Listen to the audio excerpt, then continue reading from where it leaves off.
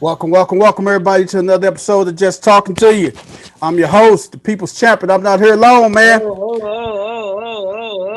no power, no glory, man. I don't know about just talking to you. This Monday. Oh, my God. He got me up here slipping, man. My fault, man. You just tuned into another episode of No Balls, No Glory. Good catch, West 10, baby. I was just talking to you last night, man. But hey, you tuned into another episode of No Balls, No Glory. I'm the host of People's Champ. I'm not here alone. I am here with the sports gurus. Say what's up, top viewers, y'all. What's up? What's What's up? up, What's up? What everybody? it do? What it Hey, do? hey, man, we're gonna I'm start day off from my. drinking. There we go. We're gonna start off from my right to my left. Crystal Clear, introduce yourself, sweetheart. Hey, it's crystal clear in the house. How's everybody doing today? Oh yeah. We're gonna swing it on up to my man, West 10. West 10, introduce yourself, brother. What's going on? What's going on, man? You heard it. From Tennessee to the loose. You already know what it do. You heard it. That's what we talk about. Tennessee to the loop, baby. You know what it do. Hey, man, we're going to swing it on over to my man, Coach, sporting that Bama good tonight. Coach, what's up with you, baby? Introduce yourself. What's up, happy people? Hey, I'm feeling good today. Kicked off the start of the new season, so like a little kid in a candy store. Oh, man. Coach kicked off a new basketball season. For those of you who don't know, Coach basketball. Shoot, coach it all, man. But hey, this basketball season, this is time to shine, man. He sent us a picture in the group chat of the gymnasium. I'm surprised Coach didn't spend the night there last night and everything. Who said I didn't? Hey, Coach say, who said I didn't spend the night there last night, man? You saw them shiny floors. It was waxed and everything, you know. Hey, we're gonna swing on over to my man, Coach Corey. Coach Corey, introduce yourself, man.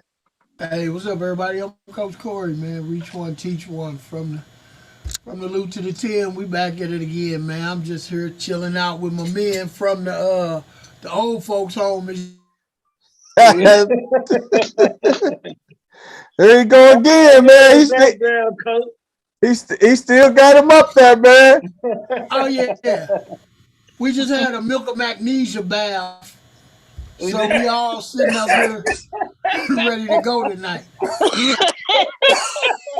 Man, you lousy as hell, man. You know that. You is straight lousy, dude. You know that. He said milk of magnesium bath. Yeah, man, it's good for the knees and the ankles, man. We trying to get healthy. We trying to get LeBron back on the court.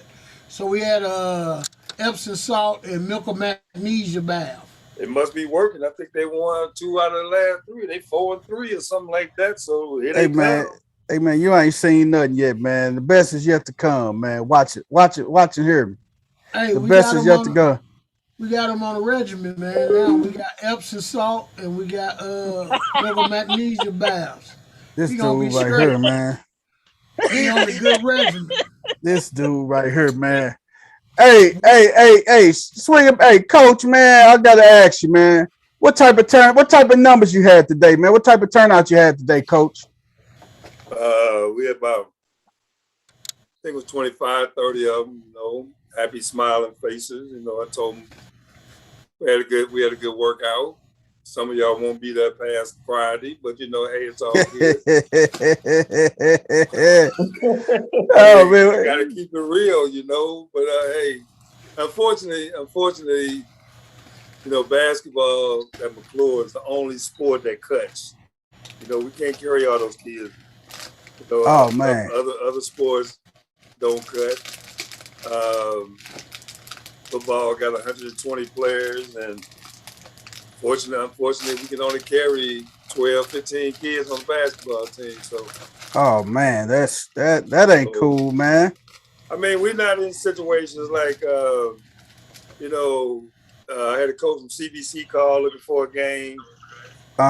They got 5 teams at CBC. They got 2 freshman teams, a JV.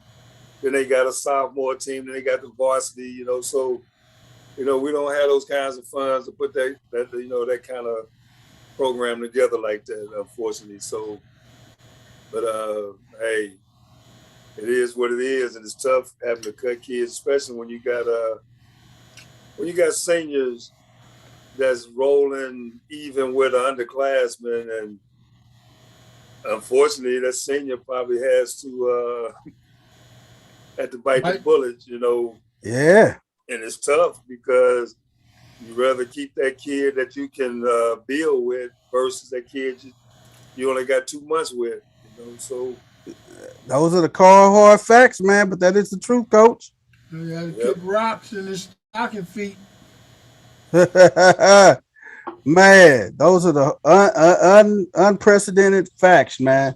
And this year, I don't understand. I seen we had 7 seniors out there today, and I asked, like, out of those 7, 6 of them been at the school, haven't even came out before this year, can ball. And I'm like, man, where y'all been? I said, but unfortunately, when you got a loaded sophomore class and a loaded junior class that we have, it's gonna be tough. It's gonna be tough, you know. But it ain't tough. You gotta introduce yourself to them and say, hey, get all your runs in till Friday, because after Friday you ain't gonna be here no more. Oh man, hey, just like that, huh? I try to. I mean, you know, yeah, that's what it comes down to. Just like that. You know, unfortunately, it's the way it is. But you know, it's the times we in. You know, with basketball, you only play 5 guys on the court, and routinely you only play 8 out of 12 kids anyway. Yeah, that is unfortunate, man. But you got 50 that come out for 12 spots. I mean, come on. Hey, Coach, you got to keep us posted, man. When we come live back again on Thursday, man. Let me know how bad you done whacked some people, Coach. Coach done stopped their hoop dreams and stuff, man. Coach done cut their NBA aspirations off and everything, man. The thing, we try to keep up with those guys and steer them in the right way that we can hopefully get them in a JUCO when they come out. But it's tough because you're dealing with inner city kids that you want to keep them active, right? You know, and that's what they look forward to. But I mean, it's the reality of it all, you know. So yeah, if you're a senior and you just coming out right now, you stopped your own hoop dreams. It ain't got nothing to do with coaching. Yeah. You stopped your own hoop dream.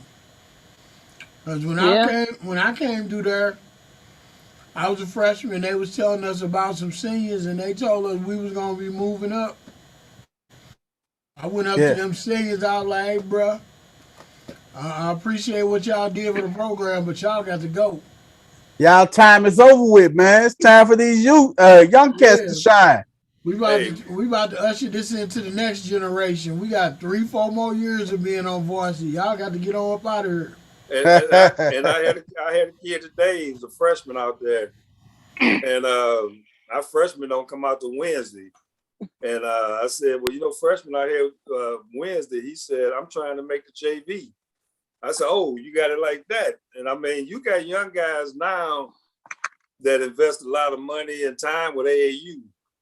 And so they come out there, and the kid was out there competing with them guys out there. And it just, you know, the seniors got a lot going on, getting ready to graduate and all those kinds of things. And like I said, unfortunately, COVID shut down some of them guys that was going to play last year, but we just lost contact with them. They was on virtual, and some of them guys just didn't do it on virtual last year. They couldn't handle it, and it hurt them.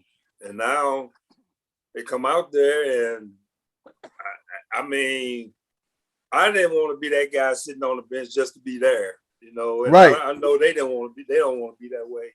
Exactly. So, you want to be that one that contributes, man. Hey, so like I said, we'll see how it goes.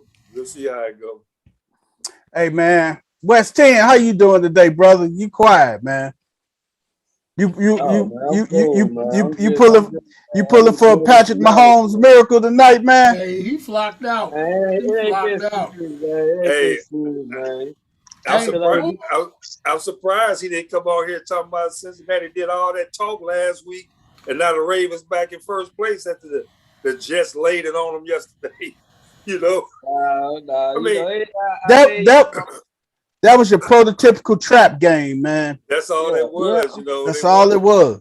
3 games in a row on the road, and you win the 2 big ones. You basically, shut Lamar down, and then you let a dude in his first game throw for 400 and some yards. Mike White. Who is Mike White? What school did he go to? Probably somewhere like Toledo or Buffalo or something. He went to Western Kentucky. Wow. Western Kentucky. It goes to show you, man. When you get your chance, man, you got to make the most of your opportunity, man. Cooper Rush. Make the most of your opportunity, Coach. You right. Well, Coach, they definitely had a lot of bulletin board material to get to look at for that game. First of all, they ain't won at M&T since 2018. Second of all, we done whooped their ass last 5-6 games straight. So they had a lot of bulletin board, but they ain't never beat Lamar. So they had a lot of bulletin board material to look at to be hyped about this damn game. You know what I'm saying? So I was happy for both. Man, now we got bulletin board material when we go there towards the end of the year. We got a statement to prove. Time seeing old Chase, man. You got our respect now. You got our attention like a motherfucker now. Hey, man. Yeah, we got you. We got his number. We got his number. It ain't no fun when the rabbit got the gun, though. Oh, there you go. With your little 15-10 winning butt. Stop it. Did you see Ben waving at the Cleveland crowd like, this is the last time I'm gonna see y'all. I'm out of here. Take this whooping. I'm That's it, because we know he out of there. Hey, man, we got a lot to talk about tonight on the sports front. Oh, man, we are 24 hours away from the NFL trade deadline. But before we jump off into NFL, we're going to hit up Major League Baseball. But did y'all see the article I posted in our group chat? California high school wins football game 106-0, man. 106-0, man. What the heck? Hey, man. What is there to talk about? Man. Yeah, I mean. Hey, man, but when we talk about the integrity of the game, too, man. 106-0, man. Hey, man. The quarterback threw for a California State record 13 touchdowns. He was 2 touchdowns shy of the overall national record, which was 15 touchdowns. And guess when that record was set? Back in 1921, 100 years ago. It was set in 1929, 100 years ago, man. Hey, man, so what? Okay, I got to ask y'all this, man. If y'all are the other coach that's on that 106, because there's so many factors that's played into it. The coach that was losing wanted to do a running clock, and I think California State high school rules are different. Both coaches got to be in agreement for that and everything. And the other coach did not agree to it. Morningside High, Inglewood, they didn't agree to it, man. The other coach just like, man. So they didn't agree to that 100 points. And then this is the kicker, though, right there. They was up 104-0, and then they ran a 2-point conversion on the last play, man. Nah, that was getting petty right there. Hey, man, they ran a 2-point conversion, man. The thing is, I have mixed feelings on this. I don't agree with running the score up like that, because the thing is, it's kids. I don't care what the grown folks' personal reason is for it. Yeah, you're hurting the kids. But I'm old school, and you've been with me. Yep. And if I was getting my butt kicked, and somebody came over and asked me about running the clock, stopping the clock, I'm gonna tell them no, because I've always been that kind of guy. Is if my guy's gonna sit there and let you keep kicking their butt like that, Keep kicking their butt. They deserve to get their butt kicked. And at some point, you gotta fight back. Yeah. You gotta fight back. Now, if you just got that much dominance over me, I get that. But at some point, you gotta say, hey, you guys, we gotta stand up here and fight. You're right. But I'm not gonna intentionally go out there and run the ball up. But you know what I heard some years ago, and I agree with it. What's that, Coach? Back in the day when Oklahoma was a wishbone team, and all they did was run for 600-700 yards a game. Yeah. And the people said they was running it up. And back then they said, "What do you want us to do? Throw the ball?" So right. If we throw the ball, you can't stop us running. But if we throw the ball, we're running the score up. Exactly. So I'm mixed on this. I'm not as far as running the score up as a personal vendetta against another man, because you're not hurting that man, you're hurting those kids.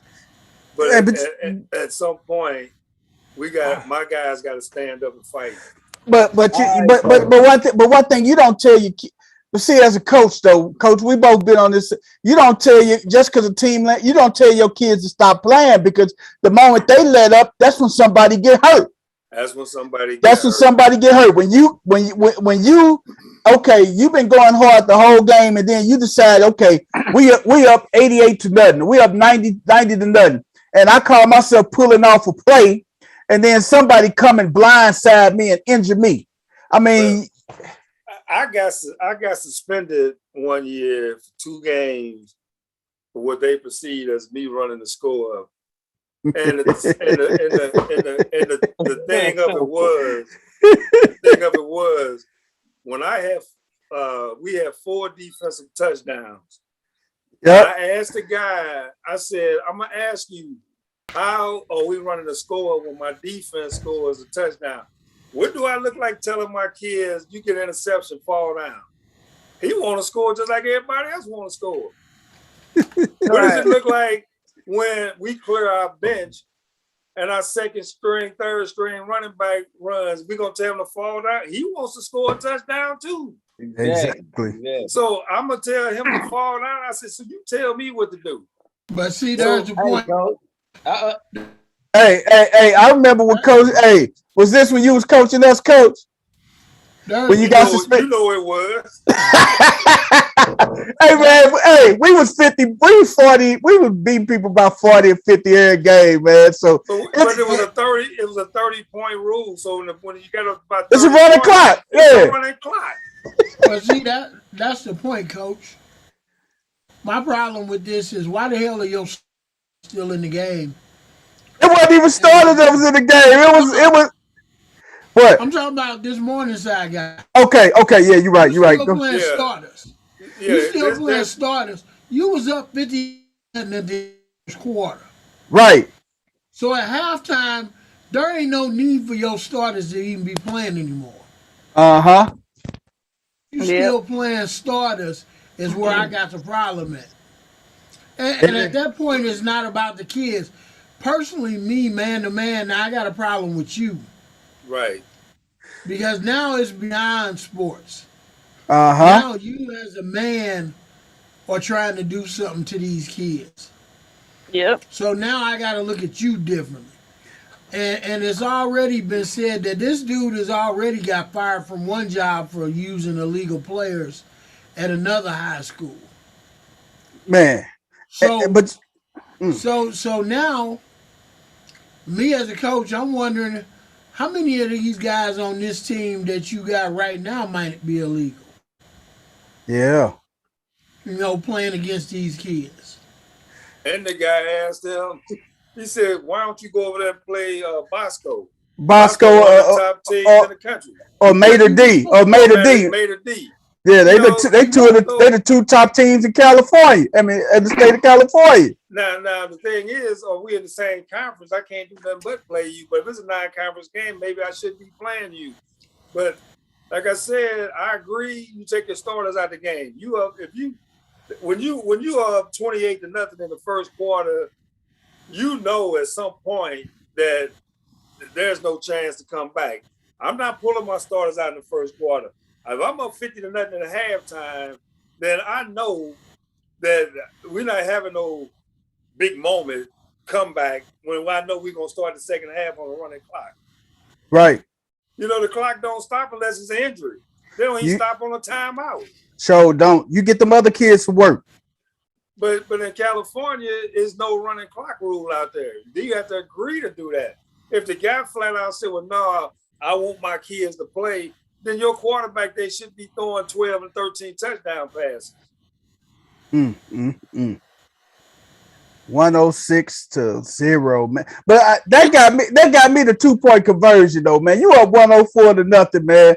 And you want to run a 2-point conversion, man. That's low down, man. Hey, but look, Coach, I heard you say, Coach, you was like, you know, the kids, when you run it up, you hurting the kids. I understand that part, but what about when it's adults?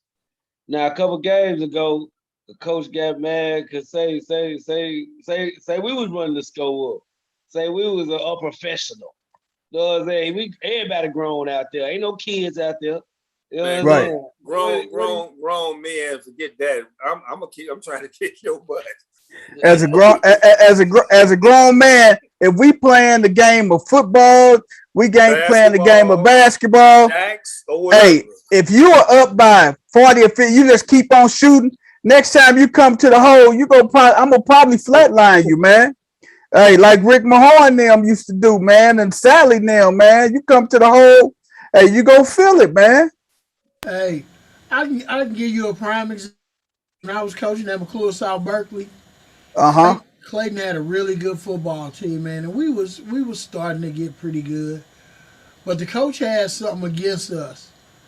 And he was up 35-0 against us. And in the fourth quarter, after he had just scored. What'd he do? Outside kick? Yep, up 35-0. and at the end of the game, that was petty too. They had to hold me back. Cause across the field, he put his hand. Yeah, he put his hand out to shake my hand. I said, "Man, I'm not shaking your hand."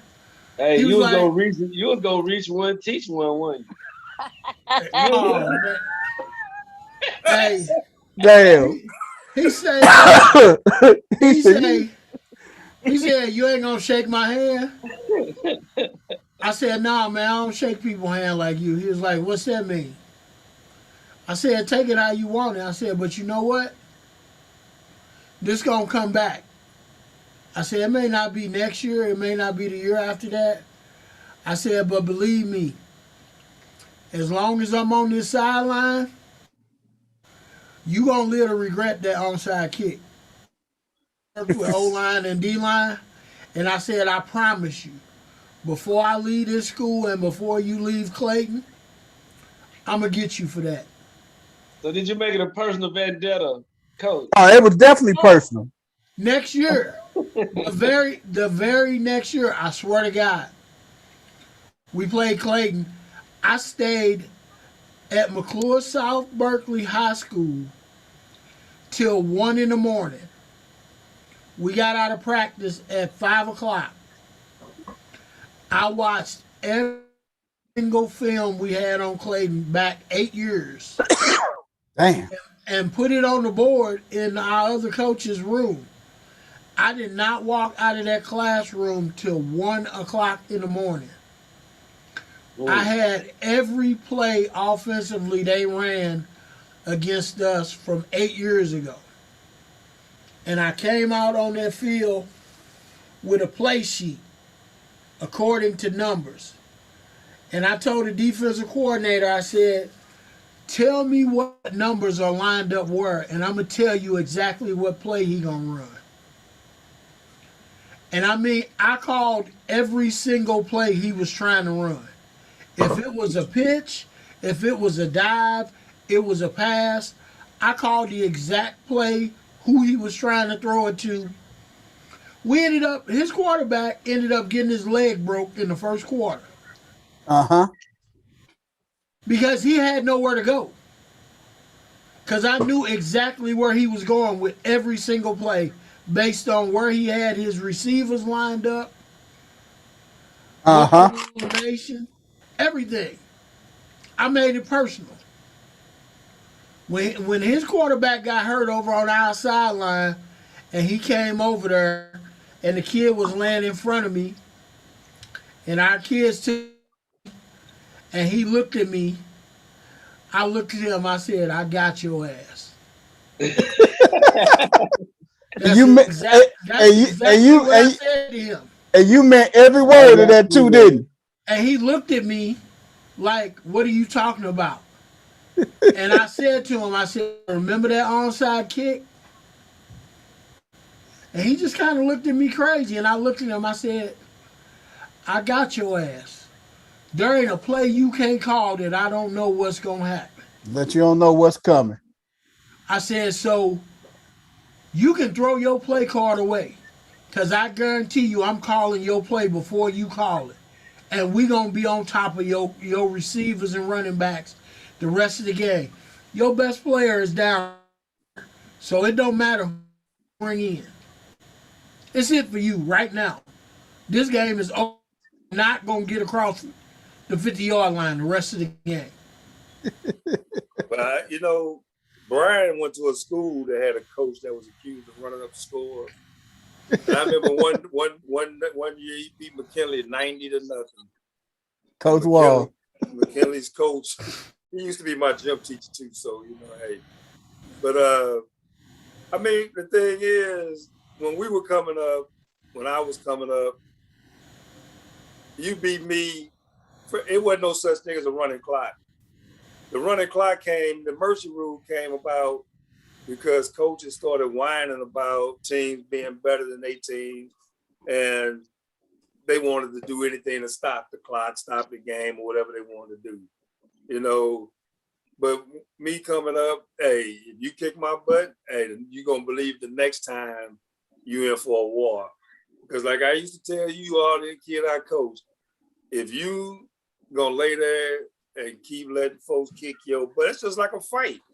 That's if you're going it. to keep letting somebody keep punching you in the face, then you ain't going to come out of that corner fighting, then you need your butt kicked. I used to tell my sons that.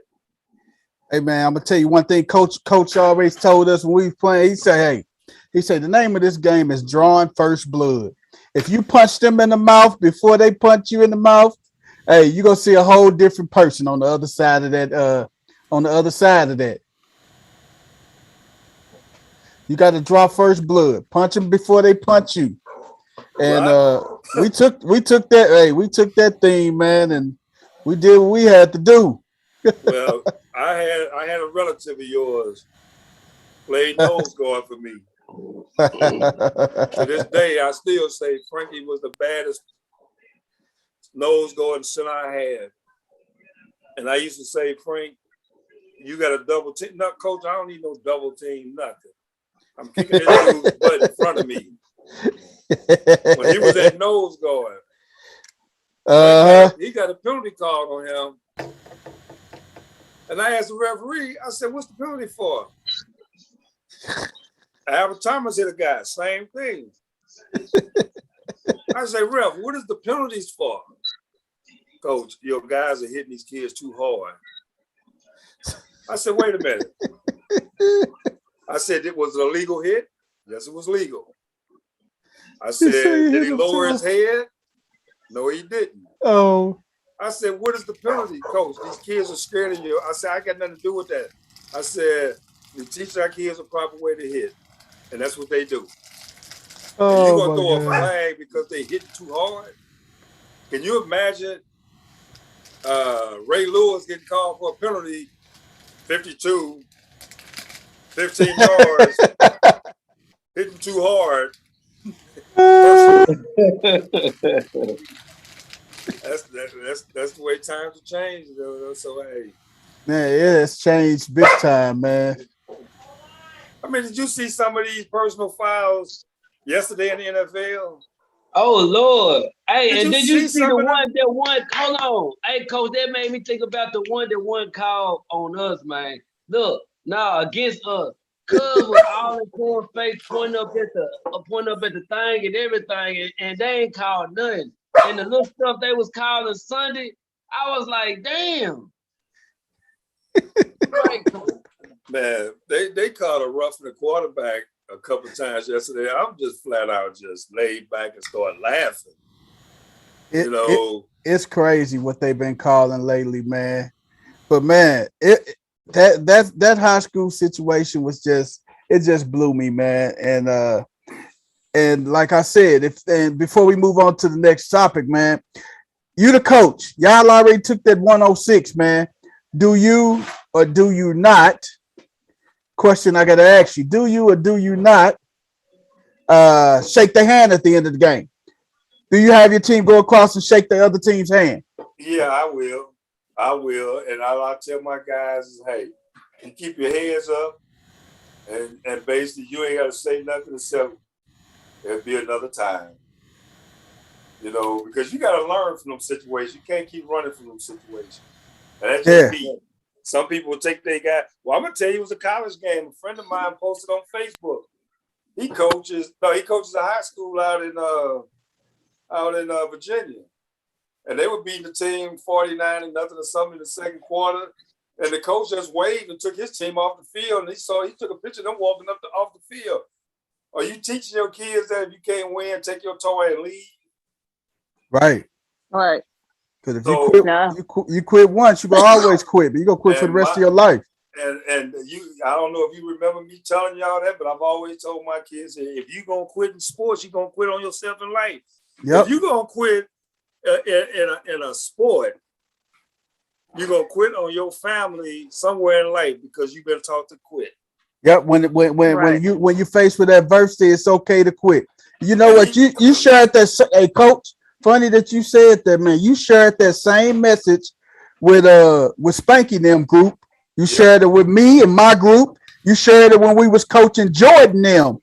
So you shared this same message for over 40 years, man. This is say, and you tell, and it's a very important life lesson, because if you quit, you like you say, coach, if you start quitting now, you'll be quitting all your life. And then when you get a family, you can't quit because you got people dependent on you. Right. So man, that's a life lesson you taught us, man. That you've been preaching for over 40 plus years, man. You don't like your job, you quit. So who pays for it? My family. That's it, man. That is it, man. Yes! Hey. Yes. She's talking about that interception Mahomes just threw. Hey man, we're gonna swing it on over, man, to baseball, man. Hey, my bad. Hey, Braves back. Hey, Astros back was against the wall. I thought it was over with yesterday, man. The Braves came out with 4 runs in the first, man. I was like, okay, they ready to go and pop the champagne, and Houston just started putting together runs, man. Back to back, putting together runs, and they did what they had to do. They forced the game 7, man. I mean, not a game 7, but they forced the game 6. They forced it to go back home, man. 9-5 was the final score yesterday. Houston knocked off the Braves. Man, I thought it was over. I mean, I ain't gonna lie to you. I said the Braves on a high. And then I sat back and I thought, didn't the Falcons just lose yesterday? I said, nah, here it come. But hey, yep. So what y'all thinking now, man? We know it's a game 6, man. This is my take. If Houston wins tomorrow, they'll win game 7. Period. My thing is, how long can you keep patching up that rotation, patching up that? I mean, they don't even know. They didn't know until late last night who was going to start tomorrow. So you basically trying to win a series now on bullpen by committee. Right. So how long can that hold out? Can't keep falling behind, man, because Atlanta's a good hitting team, man. You cannot keep falling behind to them, man, because I like what I can't remember which Houston player was. Sounded like Corey talking. He said that after the first 2 games, we sat back and said, hey, we need to figure this out, make these guys work to count on us and stop being more selective at what they were swinging at. we didn't think we was gonna be down 4-0 when we started it, but that's what they did. They started making the Braves pitch and stop just swinging at stuff, everything that was up there. So they made them work, and they grinded out runs. So they did. They finally took them 5 games to get down 3-1 to work that approach. They did, and they worked the approach, man. Hey, you started swinging, getting back into the game and stuff, man. But tomorrow night, Game 6, who y'all got winning tomorrow night? Does the Braves close it out tomorrow night, or Houston force a Game 7? You know Houston gonna be rocking and rolling in that stadium too, man. No, yeah. I said Atlanta still, man. I'm going with that still. You know what the problem is right now? What's the problem, Coach? Atlanta is pressing. Houston is a lot more relaxed because they've been there. Atlanta has the pressure of trying to do something they haven't done in a while. In a long while. Because you see guys like Dansby Swanson are taking terrible at-bats, swinging at terrible pitches. Horrible pitches. They're doing so many things out of character. You know, Dansby Swanson was 3-2 pitch, and instead of him being relaxed in his situation, he goes up and swings at a high fastball way out of the strike zone. You know, and that's not him. Don't do more than you can. You're doing too much. Just relax. Do what Kind of like that's what just just happened in this game. Right. Oh, Crystal, I need Daniel Jones to wet the bed so I can come on, keep this point lead, and win this game. He did wet the bed, though. He just wet the bed. I don't even call it. I mean, how does the offensive coordinator call a pass with Daniel Jones as your quarterback that deep? Just run the ball. Hey, I like the. I ain't see you scream on that play here. Oh man! Hey, that was too funny, man. Hey! But you see how Daniel Lady was working that waiver wire when he was trying to figure out Dak Prescott. He would have got Cooper Rush. Hey man, dropped him and picked up Daniel Jones, and that's what he going late Monday, so I have another option. Hey, speaking of Rush, man, hey, he showed out his first little game, didn't he? Man, showed his butt, man. He's been in the league 4 years, though, so, I mean, it helps, you know, so. That's did, man. That's a good lesson. A lot of young guys coming, man. Ain't nothing wrong with sitting your ass back paying attention. You know what I'm talking about? And again, it's what you mean. It's your job. You're a professional. You're supposed to. You got to sit back, man. Is that Frank Gore? Whoever's number 40, man. That might be Gore. You see Adrian Peterson signed man. With Tennessee. He go to practice squad. Hey, man, I'm glad that y'all mentioned that, too. We're going to be talking about all type of stuff today. Tyreek, baby! Yep. Nope. The Cheeto, baby! Hey, Coach. Hey, man, I need Tyreek, man. Let me work something out with you, man. I'll talk to you later about that, man. I had something worked out with you. You won't give up Devontae and Brady. Hey, man. I talked to Chris Story today, too. He texted me. He say, man, you got lucky on me. I say, hey, man. I say, dude, man. I say, I did that without Devontae Adams and Christian McCaffrey. Just imagine when they come back. He didn't say nothing then. He said, I'm gonna beat whoever I play next week. I said, I don't know who you play. He said, who I play next week? I said, I don't know who you play next. I ain't worried about nobody but me. Week by week. Man, his guys just been falling like crazy now. Man. Now Dino's Chubb went down. Now you got Henry going down for the year. I mean, these dudes dropping like flies out here. Yep.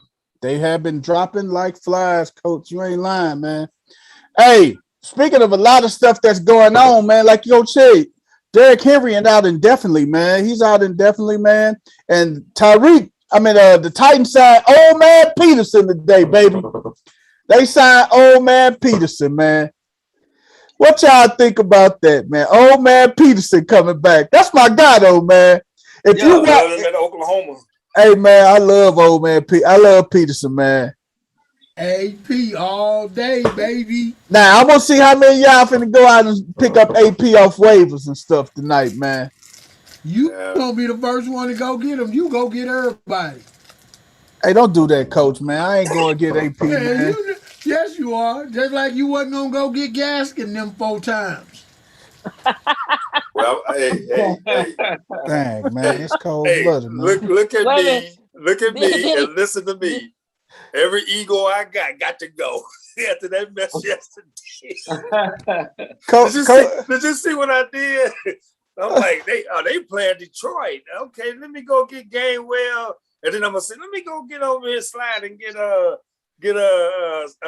wide receiver. Devontae Smith. Yeah, Devontae Smith. Man, all of a sudden Detroit want to lay down and they pound the ball. Tell me how they run the ball with Miles Sanders gone, and they pound for almost 300 yards rushing yesterday. But then Gainwell go from the first string down to the third string. Now Gainwell backing up Boston Scott and Jordan Howard. They came to the practice squad last week. Jordan Howard came off the practice squad, man. That's crazy. And the thing is, if I was in church yesterday, but if I had read this, then it had at 11:40 that Gainwell was taking snaps in pregame warm-up behind Scott, I would have dropped him in. Oh, not a cat. I'm looking at this like, Scott, who scored a touchdown? Scott and then Jordan, what? They scored 4 touchdowns yesterday. Yes. Hey, man, and then, oh, man, that was just really crazy, but man. And you think about it. What's the name of didn't do too good neither. Jalen Hurts, man, he didn't have a good game neither. He did rushing because they wouldn't let him throw the ball. He didn't throw the ball. He did rush. He had 71 yards rushing. The first time all year that he's been under 20 fantasy points. And I'm just like, wow. Thank you, Cliff, for not waking up and putting your lineup together. Because I'm like, what the heck is this? I said the same thing, man. Then I sit here and listen to all this craziness, which it was. And I said, oh, man, Mike Evans going to be in for a war. I said, Tampa Bay going to be in for a war. Well, he ended up getting a long bomb and got 20-something points. But he only had 2 catches yesterday because him and you told me that the other day. But I read it again. I said, man, I didn't realize that he ain't done nothing against the Saints in the last 4 or 5 games. Man, because Lattimore on him, man. Him and Lattimore be bad. I mean, it got to the point a few years ago, him and Lattimore got into it, man. He came across the field and just leveled Lattimore just standing up, man. They were going to suspend Evans for 2 games, but they ended up suspending them for 1 game, but then they ended up throwing him out that game, man. And I had Evans in fantasy, man, because it's something about Marshawn Lattimore getting underneath his skin, man, every time. And it's every crazy. Time. Since Corey dropped Guy when he'd have turned into Brady's hero with Antonio Brown. He'd have had about 250-some yards receiving the last 2 weeks. And around 3 touchdowns, man. I thank you for that too, man. Godwin, man. I would those certain people I ain't gonna drop, man. Godwin is one of them, man. Famous Jameis suffered ACL today, man. Jameis. He suffered that ACL yesterday, man. ACL and the MCL. I saw when he came down. When he came down, it didn't look good, man. I'm like, man, hopefully he just got a sprain or something or hyperextension, man. But when Jameis, when he was tackled and I saw his leg bend up underneath him like it did, I said, man, that don't look good, man. I know it's unfortunate when a penalty does that. It's almost like when you took my quarterback out, your quarterback got to come out too. Because, it's almost like we just got through talking about it's like you want to go after Brady 1 shot because the horse collar do that to that man like that, and he probably done. Well, he's done for this year, but Jameis, I can't see him coming back anytime in the near future. He's probably done in New Orleans, man, because they go get them a quarterback in there, man. I promise you, man. Hey, knowing Sean Payton, Deshaun Watson may not be off the table neither, man. Knowing Sean Payton, they got a whole 24 hours to evaluate everything, man, because they in need of a quarterback right now. Taysom Hill can't get the job done. I don't think Taysom Hill can lead that team to a Super Bowl. Has he been cleared yet? He ain't even clear yet. They think he do. They think he can see like it here. They ain't gonna never let him go. Man, they better keep that boy they had back there yesterday before you put. I don't care if he is cleared. That boy what's his name? Simon Trevor Siemian. Trevor Siemian, former Bronco, right, Coach? He was a Bronco. Mm-hmm. Trevor Siemian, man. Hey, I just don't think Taysom gonna be back, man. I mean, I don't think Jameis gonna be back, man. And you know what the crazy thing? They was throwing it out there this afternoon when I was kind of looking at some of the thing on my phone. They was kind of throwing out there about Phillip Rivers. His high school season is over with. They say, hey, I'm serious, Coach. They threw Phillip Rivers' name. They threw Phillip Rivers' name out there. They say his high school season is over with. He ain't doing nothing. Yes. They threw Phillip Rivers' name out there. Phillip threw his name out there. Hey, man, for the right price and the right opportunity, Phillip, that's a great opportunity for Phillip Rivers, though, man. Well, Roger Staubach still throwing footballs around, and I think Peyton Manning can still throw the ball down the field.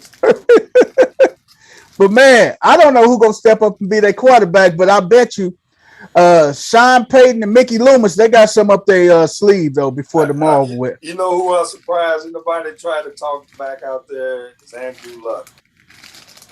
Yeah. I'm surprised they didn't. Hey, I bet you any money right now, any money, and mark my words, I bet you Sean Payton has got on the phone and called Drew Brees. I bet you within these last 24 hours, that's a good thought. I didn't think about that. He had a conversation with Drew Brees. I bet you. And Drew Brees grabbed his ribs and said, "No, thank you." They asked him on the show. How much for one rib? They asked him on the show. Had he got a phone call. And Drew Brees said no, he hadn't. He was going to be on TV as an analyst next week. He said that now, man. But, hey, when they throw that money out at him, man, money Drew talk, Brees, man. You told your ribs. Money talk, man. Man, Drew threw, man. Hey, man. Drew can lead them. Hey, you think about it. Michael MT will be back too. Michael Thomas will be back next couple weeks too. Hey, Drew can lead them. Hey, Drew may not can throw deep, but I think Drew still got a little bit in him to get him over the hump. Thomas coming back. Hey, there's something more going on with that, man. It sounds like it. Hey, man, we'll see tomorrow if they trade him, man, because he rumor has it he want out of New Orleans, man. But you know he did because that's why he had that surgery late. And I saw Kamara, his touches go down tremendously because of you're right. And I was just ready to say that. Because of Mark Ingram, man. Yep. And, Mark Ingram is gonna eat a lot of them. Hey, he's gonna eat a lot of them. He's gonna eat a lot of them cover. He'll eat a lot of them carries up, man, especially down in that red zone, man. Hey, you know something else though? BB is crazy though, man, because it seems like the crowd, man. I don't want to say they like him more than Kamara, but damn, they just happy when he back. I don't know what it was, but it just man. It was a whole different type of energy in that building when he got out there, man. When he touched the ball, it's just a different energy in there. Because you think about it, West 10, Mark Ingram played all his professional career in New Orleans before he came over to us, and then before he went down to Houston. So all his career, he was in New Orleans. Why did he leave? Did he leave for free agency and they traded him? It was money. He left for money. He wanted to get paid what he wanted to get paid, and the Saints wasn't giving him what he wanted, and we gave him what he wanted and everything. And we told him, hey, you don't have to get all this wear and tear on your body, everything. So he turned around and he jumped ship. He went to us. But after that, he went and what's the name of two, man? He got his money and everything, and then they shipped him on off the last year of the contract. So this basically this is his last year of his contract. They when they traded him in Baltimore, when we traded him to Houston. Now Houston ended up trading him back to New Orleans and everything. So basically the circle of life, man. Hey man, you want to hear something funny? I'm sitting there looking at this picture that Corey got up here. Man, what if the Titans and the Ravens play each other? He might need that wheelchair. Talking about Le'Veon Bell and Adrian Peterson playing each other.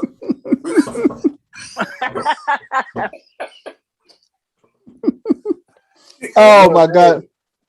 That is too funny. We ain't got no big plans for Le'Veon, man. We just go fix him a couple times this year, man. We making it hard on him, man. Latavius with Murray already got hurt, didn't he? Right, he did. Latavius, so you think about it, man. That's gonna take some touches from Kamara and everything, but Kamara's still the man, I think, down there in New Orleans, man. All these backs going down. I wonder why old boy ain't got a call. Who is that, coach? Georgia boy. That was at the Rams. Gurley. Todd Gurley. Todd Gurley. You're right. Gurley didn't get. Hey, Gurley ain't got. Hey, they don't want to take no chances on that arthritic knee, man. I don't think they want to take a chance. But if you ain't running them every single down, man, Gurley can still tote the rock. I know he can. That's just like why. Hey, man. I'm telling you, man, if I was out there, man, if you making a run, man, you need your back. I go and I snatch I try to wheel and deal for two backs right now. I try to go for Tony Pollard, see if Dallas willing to come up off of Tony Pollard, or I go to Cleveland and try to go after Dearness Johnson. I don't think the Cowboys coming off of Pollard like that. They like Pollard. Like Pollard. You got a better chance of getting Zeke before you get Pollard. Probably would. Right. Yep. And I'm telling you, if he didn't have the year that he's having so far, he might be one of them guys that you could have for little or nothing next year. Who, Zeke? Yep. Yeah, but they love Pollard. They love that boy. I know they love him, man. They love Pollard like crazy, man. Hey, man, look like they love that quarterback too, man. Oh, man. The crowd they like the young boy coming out the bench doing their thing. They needed a solid backup, and I think they got a solid backup in him. And then they just had another Wilson. Man, they added another weapon to that offense, man. Cedric Wilson, man. That's my nephew on my daddy's side. Oh man. Hey, there it is. That was the play. That was the play of the game that when they opened up the second half with that pass right down the heart, you know. Man, that was big, man. That was the Rams big. did? Oh man, and I was just gonna get onto that too. Rams signed Von Miller, man, in the trade, man. Does that make the Rams the best team in the NFC, man? That trade right there. I'm gonna say this: they better win now because they have between those picks and the Jalen Ramsey pick. The Rams ain't got no picks coming up in the next couple of drafts. I think they pushing their cards to the center table, coach. They're going all in, man. They did it a couple years ago. They got the Super Bowl and lost, and then they had to kind of rebuild. Now they're doing it again. They use all them draft picks. They leaving it all out there right now. They feel like Stafford ready to go, and they ready to go. Because I'm like, if Von Miller is on his game, you got him on one side, you got Floyd on the other side, and then you got Donald on the inside. Up the middle. Oh my God. Oh my goodness. Oh, man. But I'm gonna be honest with you, man. The Rams, they've lost that luster that they should have because McVay has gotten real. When he had his other quarterback, their offense had a lot more imagination to it.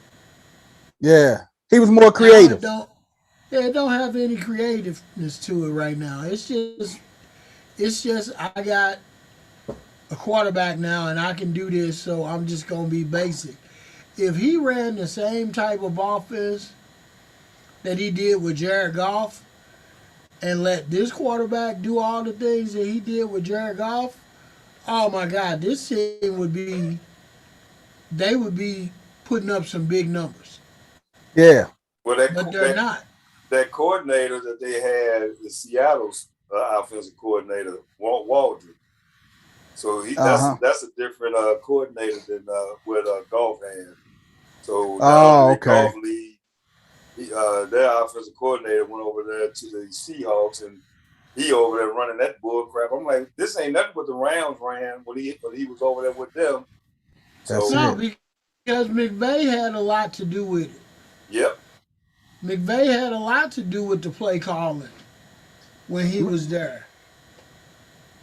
McVay called the plays. That's how McVay and what's his name from Green Bay, they head coach, man, because him and McVay was so close, and McVay the reason he got that job out in Green Bay. What's his name? What is his name? The head coach that what's his name don't like. Yeah, the head coach. The head coach of Green Bay. Quarterback don't like. Hey, the one Rodgers don't like. Look at that catch, man. Corey don't want to see that. Look at that catch. Look at that catch right there, man.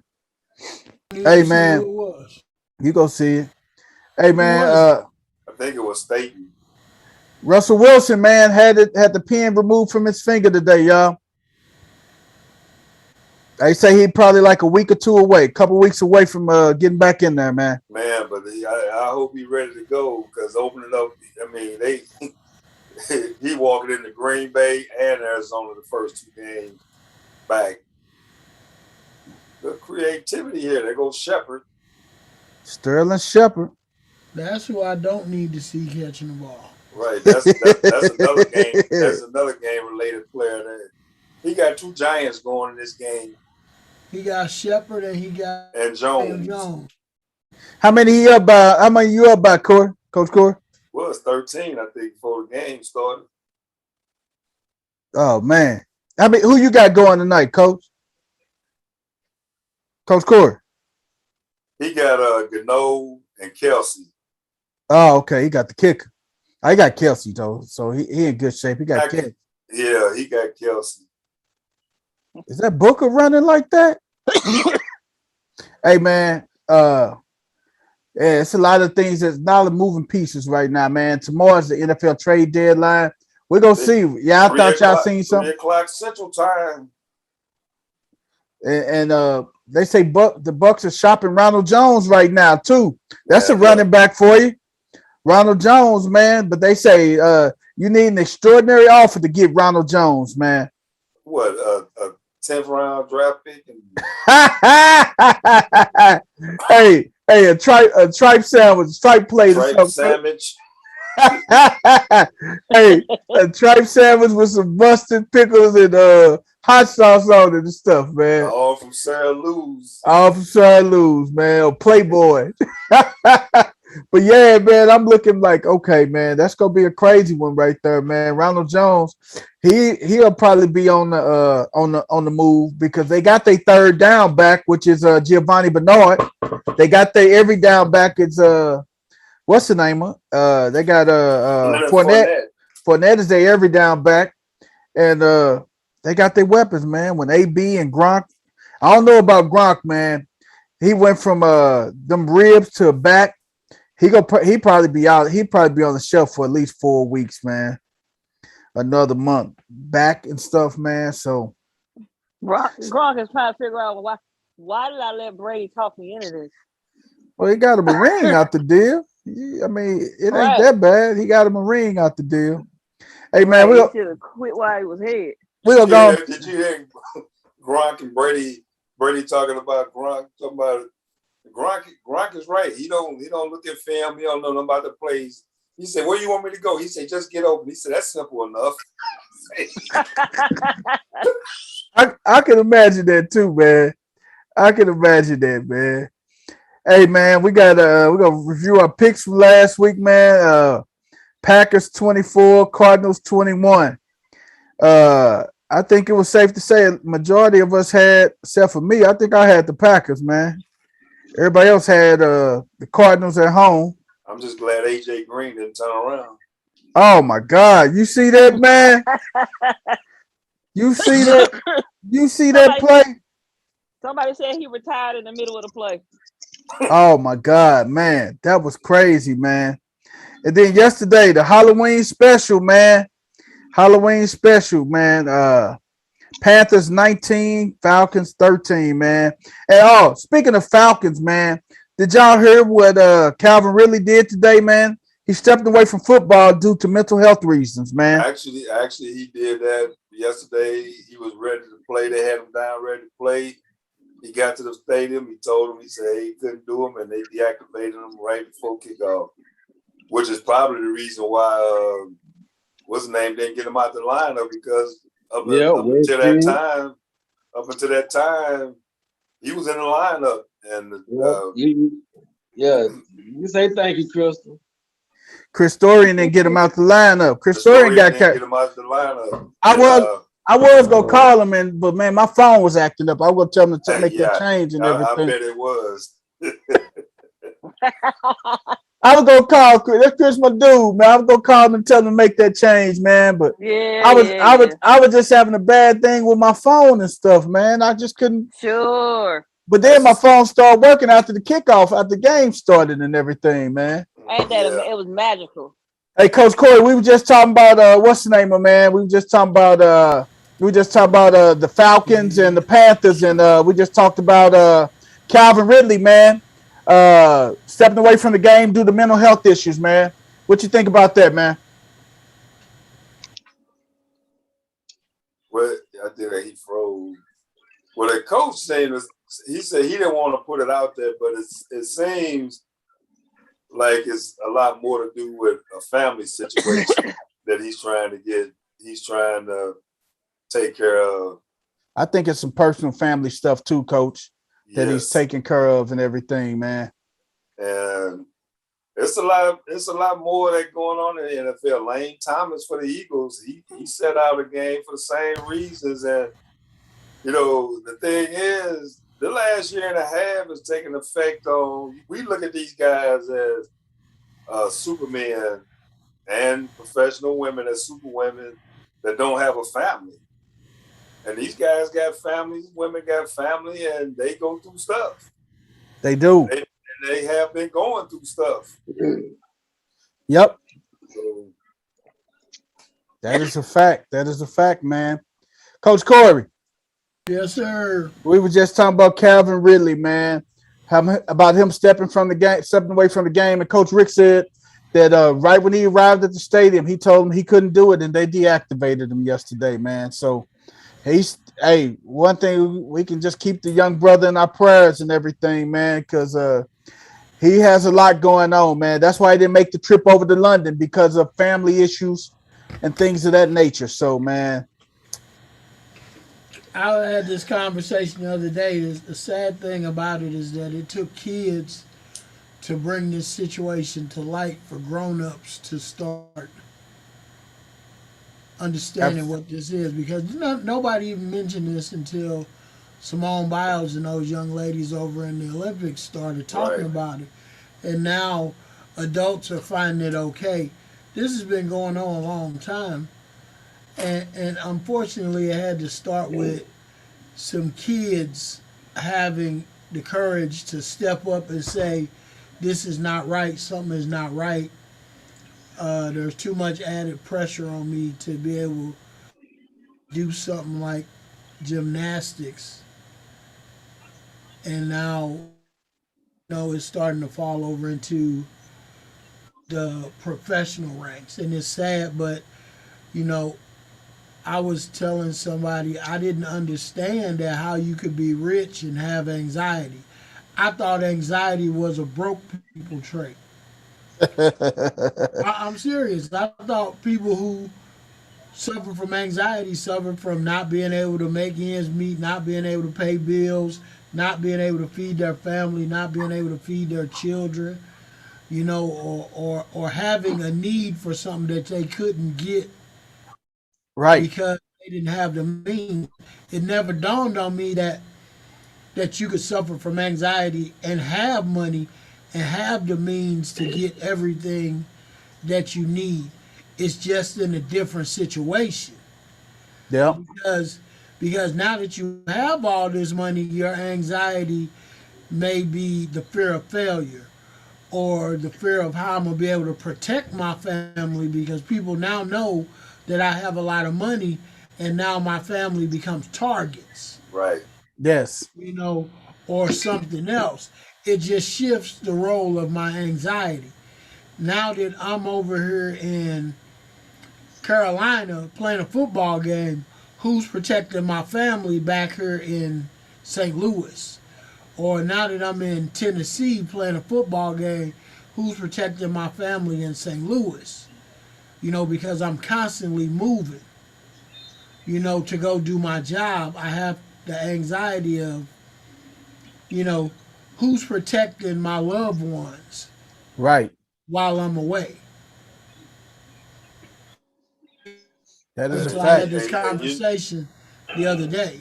It's crazy because you all are familiar with the athletes out of St. Louis, but we got 3 millionaire, highly paid professional young athletes in St. Louis. I mean, and that's not always, for the family. They want to do good for them, buy them big houses and stuff, and then they not be able to tell you where they live at. Right. And those kinds of things. This is all over because now, like Corey said, who's protecting them? You on the road, you got to constantly worry about your mom, your dad, your wife, your kids, being targeted. And I always wondered, do these guys have even security that has to be around their family? Because the thing is, can you just get up and go as a son, and everybody knows your dad is so and so, make this kind of money? Can he just ride them down the street and go and go hang out in the store, the malls, without somebody coming up and want to put some gun in his head and hold him hostage? Right. I mean, I was like Corey. I used to always think, man, how do you make that kind of money? Have these kind of problems? If the problems come with the money. I'm telling you, more money, more problems. More problems. And some people say, well, I'd rather have them problems. No, you don't. No, you don't. No, you do not. Hey, I bet you 98% of the people who said that was people that was broke. Oh yeah. And you know what? They want the problem. The other conversation that I had is the problem is that I hate that when you think about it, think of the major sports: baseball, football, basketball, soccer, hockey, Which sports do they predominantly talk about contracts and money? Basketball and football. They don't never talk about it hardly in baseball. That if you have a great big contract like somebody that makes 200 and some $1 million contracts, those are always talked about. Right. Which I wrong they shouldn't do because that information now becomes public knowledge. Yep. So now you put all that information out there. So now those people become instant targets, and everybody associated with them becomes targets. Yes. Mother, father, sisters, cousins, children, everybody. That's what this problem is. That's what the problem comes in at, man. I personally don't think that they should be broadcasting these dollar figures. I don't care if they talk about you getting a new contract, but I think they should draw the line with the dollar amounts and all that. Right. Because now know that Tom Brady makes $35 million a year or $40 million a year. Mm-hmm. So now people with nothing to lose are going to start sitting around trying to figure out where Tom Brady lives, Yep. what houses he lives in, if he got more than one house. Then they're going to start trying to search where his parents live, where his wife live, you know. Where his kids go to school at. Yeah. And then now start digging into your personal life. You know, and now everybody becomes a target. Just like, I don't know if you remember here in baseball a couple years ago, there was a baseball player from Dominican, signed a big contract, and back in his hometown in the Dominican, His family was held hostage or something yeah, they kidnapped his mother. for ransom. Yeah. Mm-hmm. I think that was Fernandez, the guy with the Marlins who got killed in the boat accident. It might have been, I can't remember, but it was a few years ago, and it's like, why? Because all this information is public knowledge.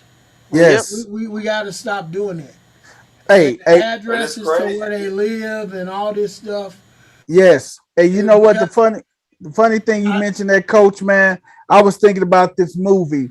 I don't know if you guys remember the movie. It was called The Fan. Wesley Snipes was in that movie, The Fan. And Robert De Niro was Robert De Niro was the obsessed fan and everything. And Wesley Snipes was playing with the San Francisco Giants. And he got traded. I think he got traded to the Giants. And he wanted this specific number. And Primo he wanted number 11. Right. And Primo had number 11 and everything. And Primo wasn't giving up the number and everything. So make a long story short, Robert De Niro ended up catching Primo. I forgot where he called him at, but he ended up killing him. In a sauna. In the sauna. He ended up killing him and cutting the number 11 he had tattooed on his arm off and putting it in a bag and sending it to Wesley Snipes. Yeah, man. That's a good movie, man. It's called The Fan. Robert De Niro and Wesley Snipes, man. And like Coach was saying, Robert De Niro was so obsessed with him, he kidnapped Wesley Snipes' son. And he told him that if he didn't hit a home run that game, he was go kill him. So Wesley Snipes ended up hitting the inside the park home run and everything. It was a good movie. If you guys never seen it, go check it out. It's called The Fan. The Fan with Robert De Niro and Wesley Snipes. I'm like what Corey said. We know because it's public knowledge what Pat Mahomes makes. Yep. But can you tell me if you heard anything about what Tarasenko makes? No. They don't talk about hockey. They don't talk about it. You know why? Because the money is not big enough. Yep. If the money got big enough, I believe they would. But since the money is not big enough, they're not talking about it. They not gonna mention it. So the thing is, look who they talking about is NFL, NBA, and who's making that kind of money. Right. Man, hey man, at the end of the day, man, we wish nothing but the best from No Balls, No Glory. We wish nothing but the best for Calvin Ridley and his family, man. Hey, Bills and Dolphins, man.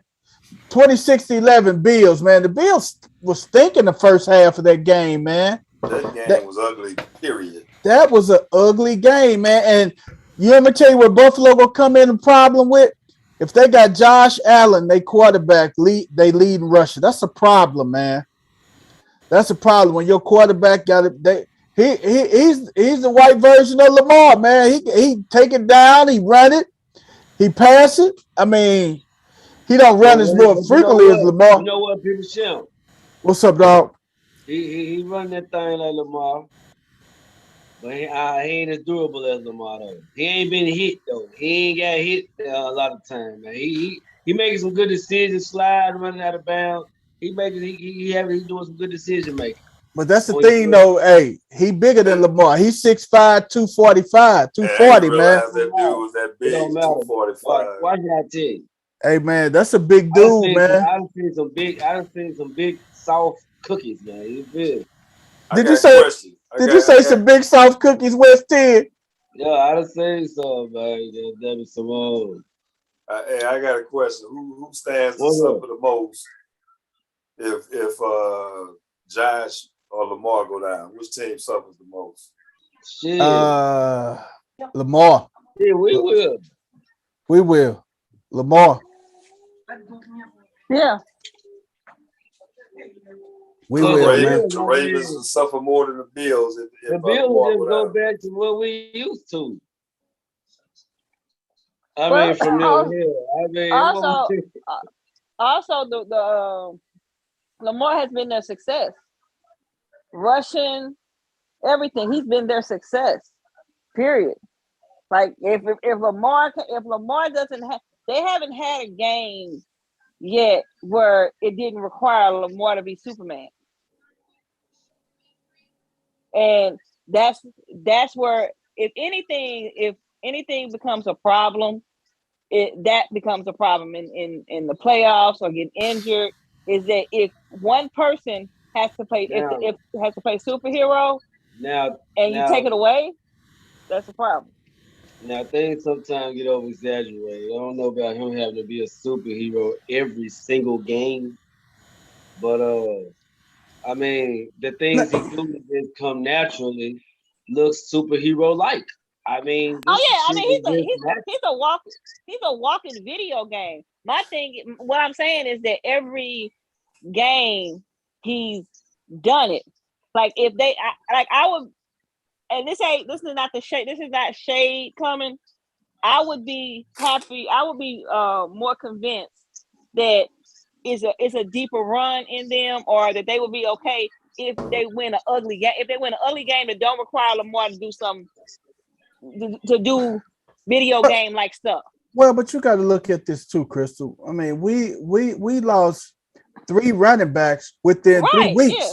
We got more players than our than every other team in the league. Hey man, but you sit back and you think, man, what would happen if we had JK or we had Gus Evans backing them up?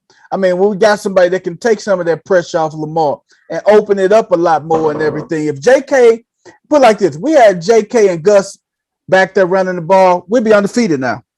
I'm just gonna be perfectly honest with you. We'll be undefeated now because we'll be well rounded, man. But I ain't finna jump on our soapbox because I know we got the best team in the AFC, probably the NFL. I can be talking about them all day. But we're gonna talk about the Birds and the 49ers, man. What y'all think? The re-emergence of Garoppolo. Jimmy G, man. That boy. Guap a little soft, man, but if he can hold up in the game, man, he gonna make something happen, man. Hey, man. I didn't realize that was the first time he played at home, and if he played like that, that's his first time playing in Chicago too, ain't it? Yeah, that's his first time playing at home. Hey, man, I'm gonna tell you what I learned yesterday in that game. I learned in that game that Raheem Mostert will be unemployed next year, man. That's one thing I've learned, man. Raheem Mostert will be unemployed next year. I promise you. That's what you learned, BP. Man, I learned Raheem Mostert will be unemployed next season. That's what I learned. Because that boy, Elijah Mitchell, and when they finally get Trey Sermon, get him together, that's going to be the best 1-2 punch, man, I think, in the NFL, man. Elijah Mitchell hey, man, that boy is special. With Debo, and if Brandon Ayuk could ever get himself together, that got a chance to be a special offense, man. But hey, Fields didn't do bad yesterday neither, man. Did you see that scramble? You know what I learned yesterday? What you learned, Crystal? What you learned? I learned that if you put two bad teams together on playing against each other, that somebody got to win. Wow. Damn, that's what you learned. Hey, I bet. And they score probably gonna be 15-10. Hey, and speaking of that, man. Before we jump off into that 15-10, hey, Coach, hey, that play, that scramble Fields did that wasn't nothing short of amazing, man. Fields is something special, man.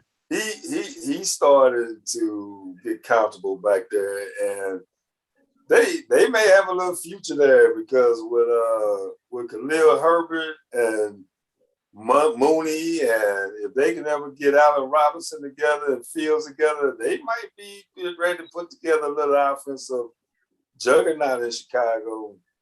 Is that old man Gore running like that, man? Yeah, I was trying to figure when they pick Gore up. Man, old man Gore is running that rock tonight, man.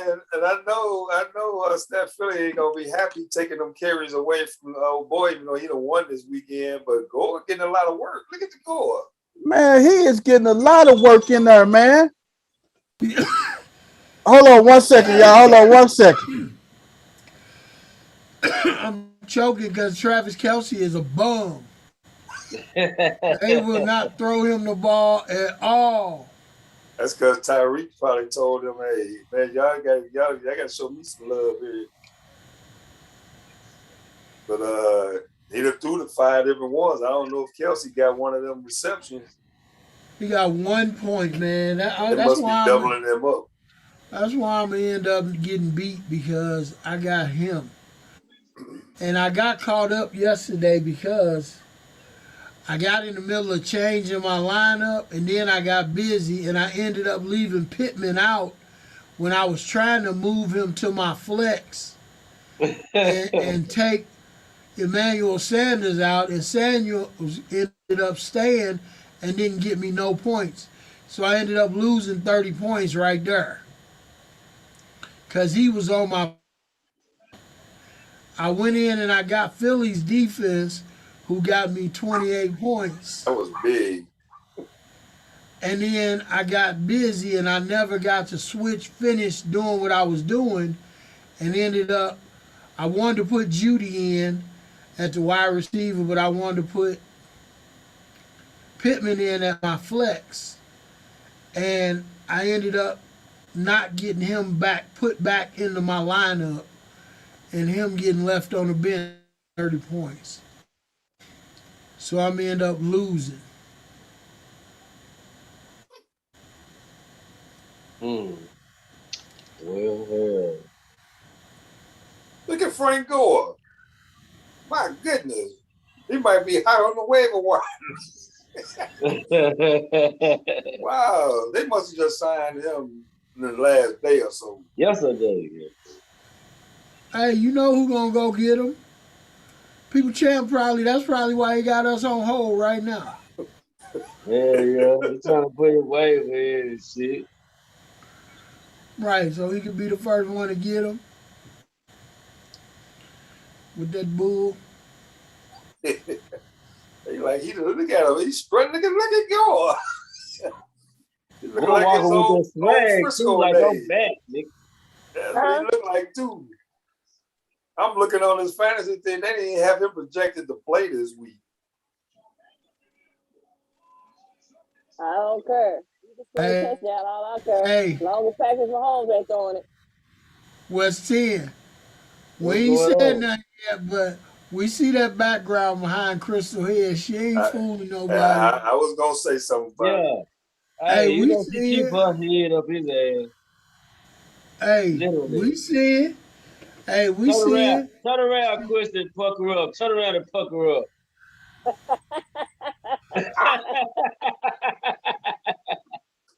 Hey, she ain't no Laker fan, man. We know where she Hell is. no. Hey, BP already let her know, man. We know your first. We know your She, heart is. she ain't no damn Laker fan, man. We ain't taking that, man. Hey, We man. know your heart is, Chris. It's all good though. Hey. She married to the Warriors, but having an affair with the Lakers, man. That's what she doing, She man. ain't even having no affair with the Lakers.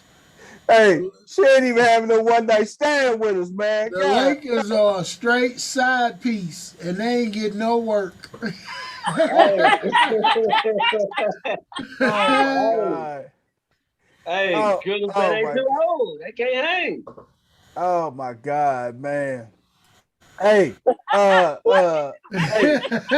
God damn, this made me lose my train of thought. Hey, man, Steelers 15, Browns 10, man. That's what I'm talking about. Hey, man, that was probably the worst game. I did not even watch that game. And that game stunk, man. Only person I had going, I I had a Claypool going in my other league, man. That's the only person because Calvin really was out, man. I had to throw somebody in my lineup, so I ended up putting Claypool in there, man. He got 10, man, but that game stunk, man. Baker Mayfield officially stinks, man. Najee, the only good point was Najee and Deontay Johnson, man. Told you they had no business putting Baker Mayfield in against that defense. Hey, do you guys have a succession plan for Ben? Who's the next man up in Pittsburgh, Crystal? Haskins ain't back up. Hey man, that's not a good plan. Hey man, we go get a quarterback for Matthew Dickey to do the stuff Haskins plan on doing, coach. Look down syndrome. Hey man, dog. Our succession plan. I mean, I need them not to win games for the succession plan. Hey man, I don't even know which college quarterbacks out there, man. Bama quarterback. That boy ain't ready. He ain't ready yet. I mean, I don't think they got too many quarterbacks out there ready, y'all. Hold on one more second, man. We're gonna talk about this Eagles and Lions game. Man, I watched some of that. Detroit, I think Detroit may go 1-15 this year. I mean, the Eagles, they made the Eagles look like a doggone Super Bowl championship team. Hey, they gonna win next week. Who they got? They got a bye.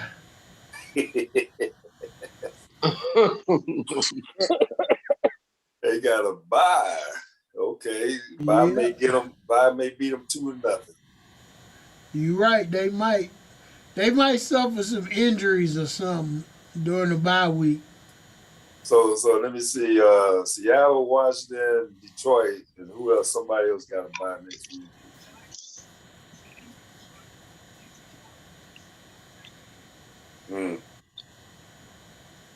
Honey Badger.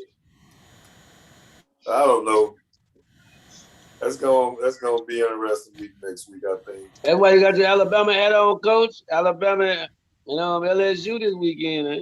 Yeah, I know, but I was matching my little T-shirt here, so I always like to try to match, And it cost $1.50. Hey man, so what y'all think, man? Eagles and Lions, man. 44-6, man. Just complete blowout, man. Jared Goff, man. He looked like a fish out of water, man. I told you they got up for the Rams, and that was it. But I didn't think it'd be that bad. Hey man, it was horrible, man. So glad I picked up Philly defense for that.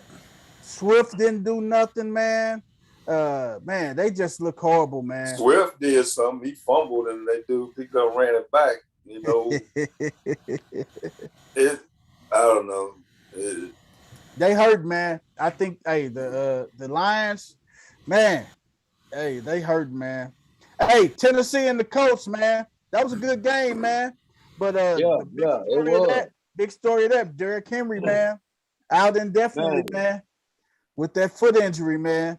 My thing about it, man, I like they running back. What's his name? Mick Reynolds.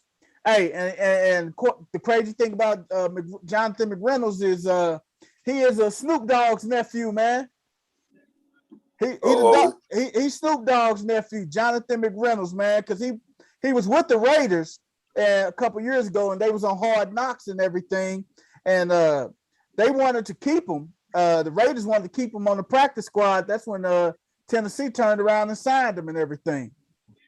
So that's the Dog Father's nephew, man, Jonathan McReynolds. So with old man Peterson and McReynolds, man, we're gonna see what happens and everything, man. That's what's up, man.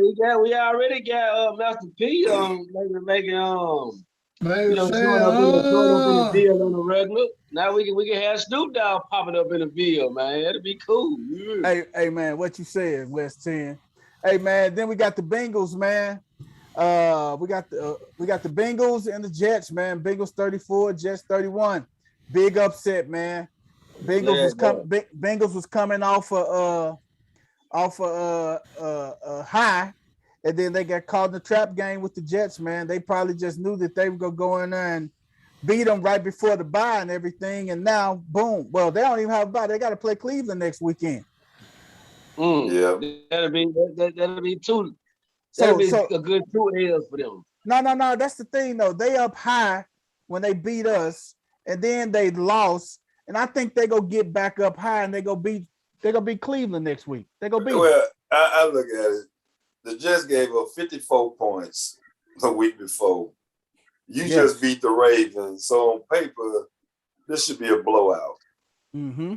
But then you start a rookie quarterback named Mike White. Who is Mike White? I think he used to be a coach at Illinois years ago. And he comes out and he's having so much fun. They threw a reverse 2-point conversion to him. He down on the ground like a little kid, like he in a candy store somewhere. I mean, they were just having fun yesterday. Yep. But if you had any Jet receiver or running back, you probably got 20 fantasy points because all of them contributed. Oh my God, man! Elijah Johnson, Michael Carter, Crowder even emerged, man. Crowder even woke up, man. That's how you know it's crazy, man. When Crowder ended up waking up. And this dude had 45 points as a quarterback sitting on the waiver wire. Nobody would even think about picking this guy up, man.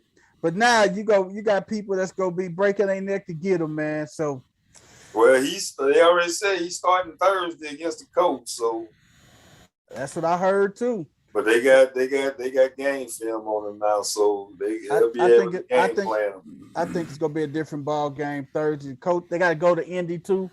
Indy just coming off a heartbreaking loss. They'll turn around and beat Indy. Yeah, that's crazy. That Indy Tennessee game, both my bench quarterbacks, that was 70 points that night. I settled for Hurts 13. I know, Coach. I know, man. I know. Hey, the Rams and the Texans, man, it wasn't a close game, man. Texans put together 22 points after the game was well out of reach, man. It was 38-0 before you know it. Yeah, but the Rams defense pissed me off. I was 27 points up and they scribbled it down to 20-7. I hate games like that when we just go underneath. And it's like, man, this is a fantasy team here, man. You can't be doing this.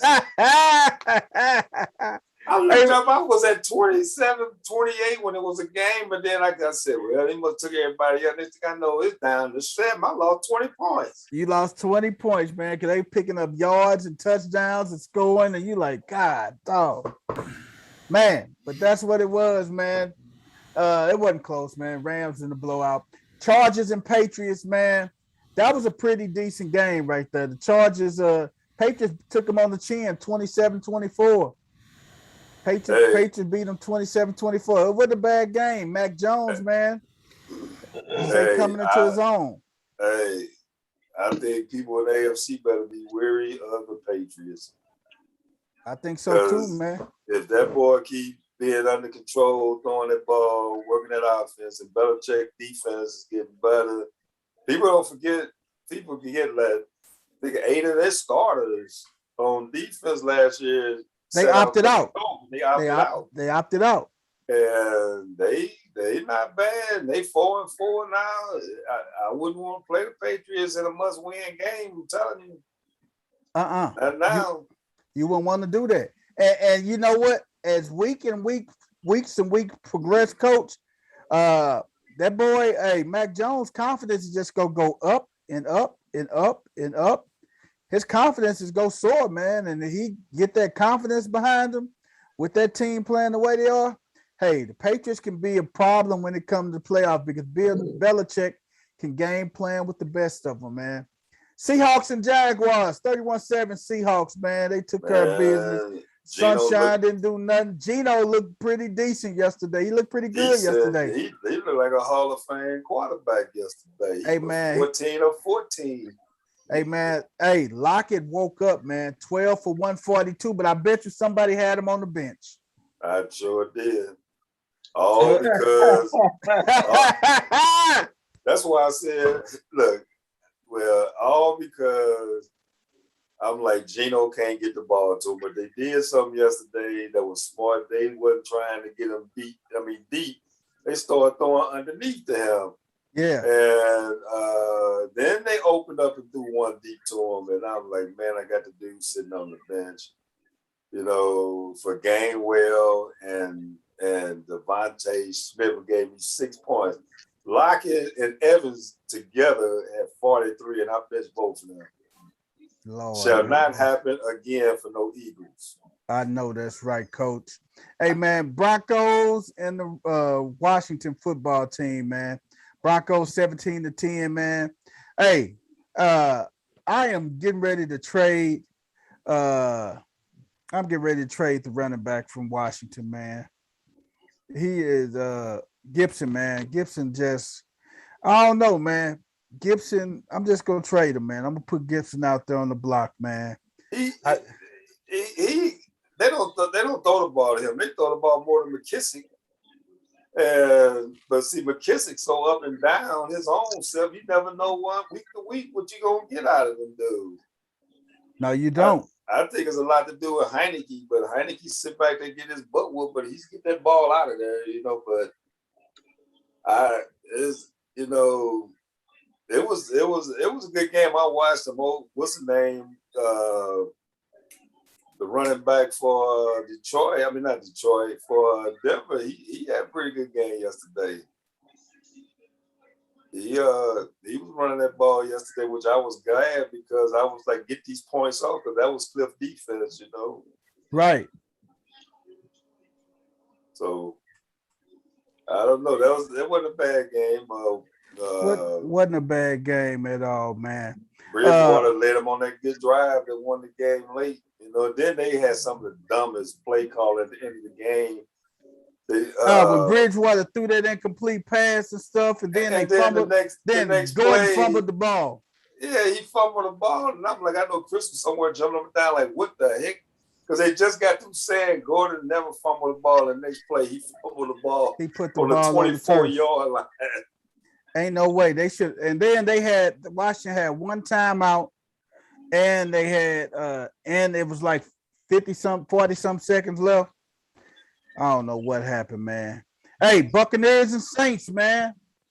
Who that nation pulled it off, man. They lost Jameis in the process, man.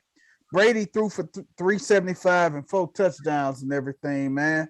But you know what? Time being time. Brady is 1-3 against the Saints since he's been in Tampa. The only game they won was in the playoffs last year because the Saints dominated them twice last year. They did. Well, he won the one that counted. The one that counted, he got them. He got did. the one that counted. He did. He beat him in the one that counted, man. Hey, man. But we're just gonna see who's gonna be the next man up for the Saints, man. See if Drew Brees come out of retirement, man. I'm just definitely curious to know if Nope. Hollywood Drew coming out of retirement just to fill those needs and everything. I'm gonna see if he need to stay his tail where he at. Yeah. He got his Super Bowl. He got his money. He got his whole. He got his tribe of children. He good. I'd rather have Drew Brees, who ain't throwing the football all season, than Ben Roethlisberger. You know what? I would rather have Drew Brees come out the booth, fresh off a mini retirement. I'd rather have him than Ben Roethlisberger. I do you one better. I take Romo over Roethlisberger right now. Wow, man. Oh man, this. Well, I question your loyalty right now, Crystal. I question your loyalty there. You win, man. I'm kind of shaky about you. I question your loyalty. Who you riding with? My quarterback sucks. He's old. He's still, even if Lamar did suck, me and West 10, we ain't gonna never shit on Lamar, man. We ain't gonna do that. We're gonna ride it out with him, man. I was riding out with him last year. He should have retired. You gotta ride it out with him this year. Look. Man, I heard you, Chris. You know what? It's two sides in the ball. Right now, TJ Watt is my favorite. Okay. You ain't even mentioned Najee. You ain't mentioned Juju gone for the season. Najee, I would give him some time. The other guys, they need time. That offensive line got to get together. So, They do. They got to get it together because they got the weapons to do it. So Juju gone for the season? Yeah, Juju done for the season. Juju done for the season, man. Damn, man. Shit, now all y'all need Roethlisberger to be done for the season. Y'all to be cool. Man. We are hamstring away. Hey, man, last but not least, the Vikings. The Cowboys 20, the Vikings 16, man. The Cowboys pulled off another one, man. And that's what we got when we come back, people chimp. We got the Vikings and Cousins next week. We got the Vikings when we come back. They come to the bank next Sunday. We'll get a chance to put our hands all over them too, man. So we're gonna see how they go. I'm telling you, Quinn has that Cowboy defense flying around like the old Legion of Boom. Hey man, they are flying around. They are flying to that football like crazy. Bad at all. You right, Coach. Hey man, and I'm gonna tell you one thing, man. Coach Corey has got to come up with them 2 tripe sandwiches, man, that he promised me, because that's a definite. Dallas is 6-1 right now, and they play Denver, Atlanta, Kansas City, Las Vegas, Washington, New York, Washington. Right. Yeah, Coach Corey, go on, break me off, man. There is no way in that schedule. There's no way in that schedule they don't win at least 12, 13 games. Man, what was the bet? 10 wins. I bet him. 10 wins. 10 wins, man. He say Dallas won't get 10 wins, and I told him, Coach, you didn't look at the schedule, did you? Oh no, I don't. Hey, Coach Corey. No, he's just like me. He just don't believe. I still don't believe they're gonna get 10. So I see it here. Can I get some in 10 years? Hey, can I get some of that action, West 10? I believe they get 10 wins. What I don't believe is they were going to win a playoff game, because I believe that their schedule has been so soft and it has been so cupcake-ish that by the time they get to the playoffs and play a real team, it's gonna be like, oh, this is what competition feels like.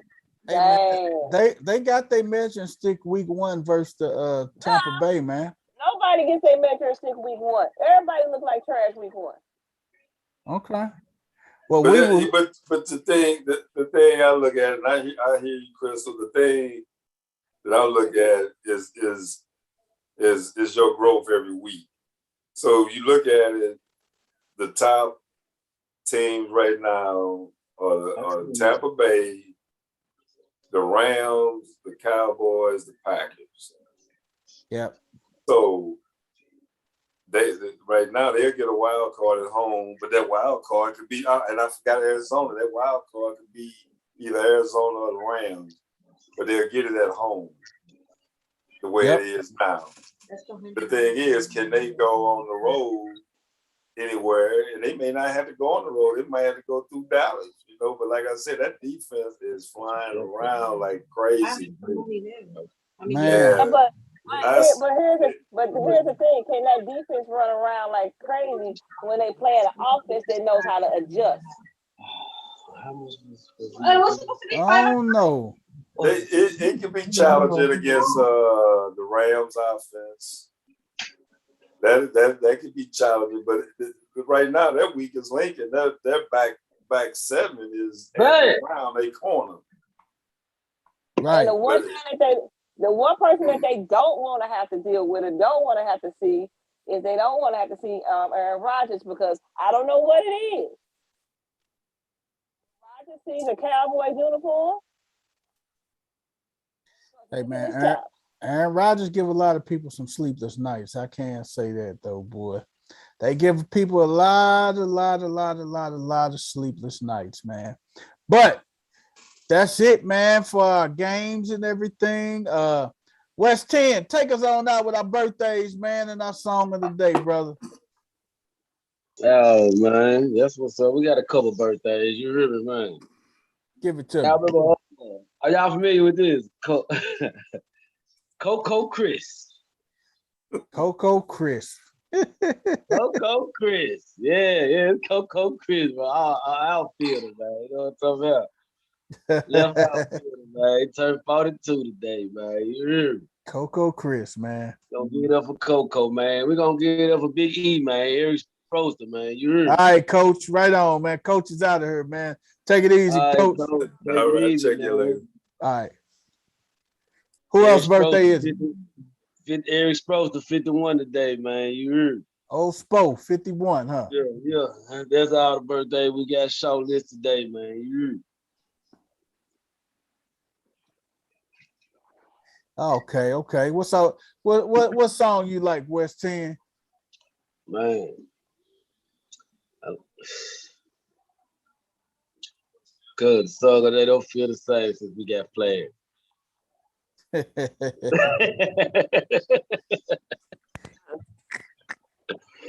Oh man. Hey man. They hurt me with that, man. I ain't gonna need lie to you. All right, man. Hey, our song of the day, man. This is our song of the day, man. It's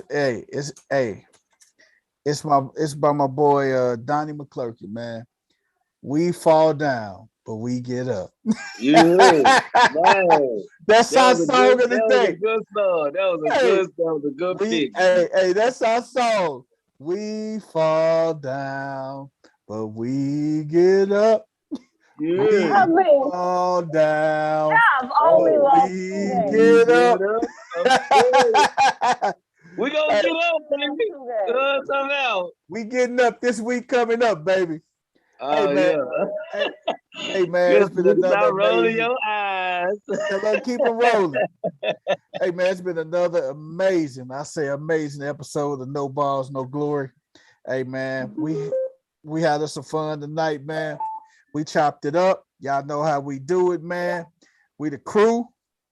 Hey man, we the sports gurus, man. Y'all know what we do, man. We chop it up. We chop the sports up.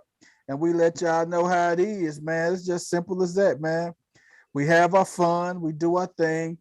And it's all about fun, man, with us, man. And that's what we do. We have our fun. If you want to be a part of the show, give them that call one more time, West 10. That's that bird call, baby. Y'all know the building. That's the Raven call, man. Hey, man. Hey, tune in to us Thursday night when we help you out with your football picks. Hey, Joy, thank you for tuning in to Thursday night, 6:30, man. We'll be around 6:30.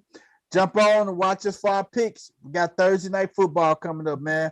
We out of here, y'all. Peace. Peace.